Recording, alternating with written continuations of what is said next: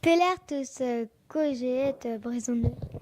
Me pa oan bihan, wila a werionne, e oan kat da gompren tout, pa vije komzet brezhoneg, a me oa techet d'ober vel tout responde galek, pa d'ur penat. Te eus gradze, a bremañ respondet e brezhoneg. Ya? Ya.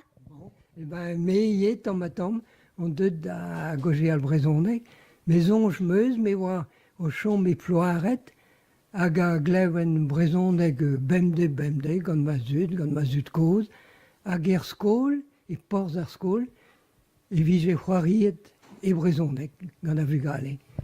Me meus c'hoariet kanetennoù e brezhoneg e porz ar skol, pa oan bihan. Gant piv teus kojet brezhoneg. Tamm meus komzet gant ma zud koz, zonj meuz pa oan o vont da bourmen o ar mez gant ma zad, oa mo vont barz menajoù, a be a oa tud a c'houlenne digant hag e oan kat da gompren brezhoneg, hag e oan kat da respond, a me respond e tampedam e brezhoneg.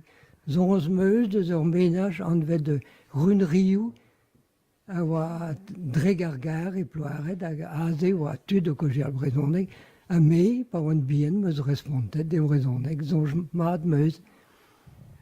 Hag deus tagant eus kojet brezhoneg peller eget plouaret. Ya, goudeze oan bet o chom e zambrieg, bon, aze oa neuf butter a dud o koje al brezhoneg, me zonj meuz, pa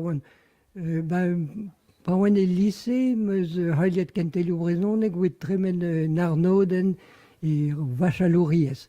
Setu aze, ma c'hoant diski da vad, hag a c'hoant ma kojeal, ha da roulze, meus gret stajoù brezhoneg.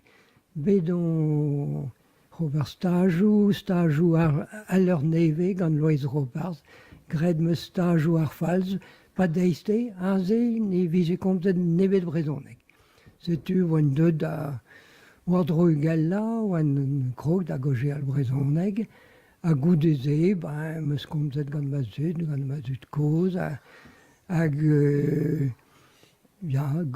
er familh goude. A chue?